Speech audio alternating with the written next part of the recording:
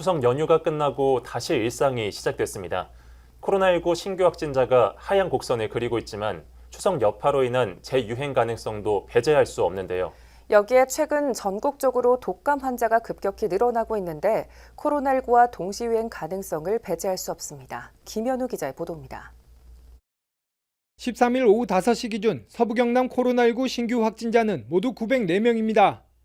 지역별로는 진주 618명, 사천 147명이 양성 판정을 받았고 산청과 함양, 남해, 하동 등 4개 군지역에서 두 자릿수 확진자가 나왔습니다.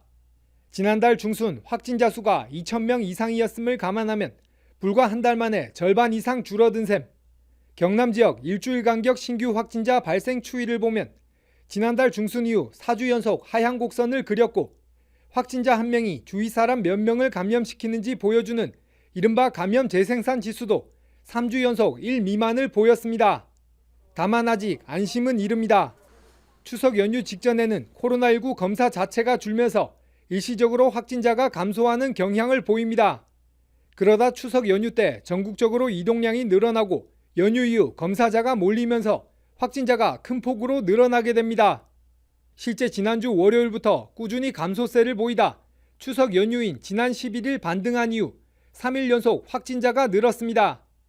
방역당국은 일단 이동량 증가로 추석 이후 확진자가 일시적으로 늘어나겠지만 급증세로 이어지진 않을 것으로 보고 있습니다. 모델링 전문가들의 예측에 따르면 확진자 발생이 당분간 서서히 감소할 것으로 보이며 새로운 변이 확산과 같은 큰 변수가 없을 경우 당분간 큰 규모의 유행이 발생할 가능성은 낮은 것으로 보고 있습니다.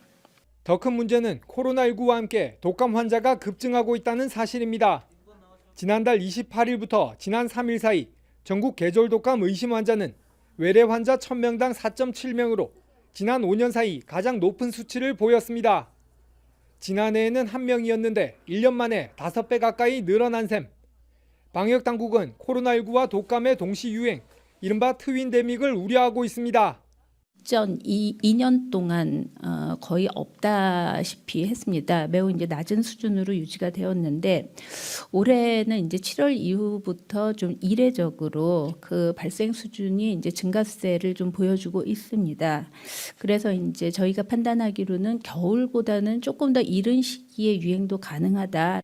전문가들은 동시 유행이 현실화될 경우 고위험군의 중증화 위험이 더 커질 수 있다며 코로나 백신과 독감 백신을 함께 접종해 줄 것을 당부하고 있습니다. SCS 김현우입니다.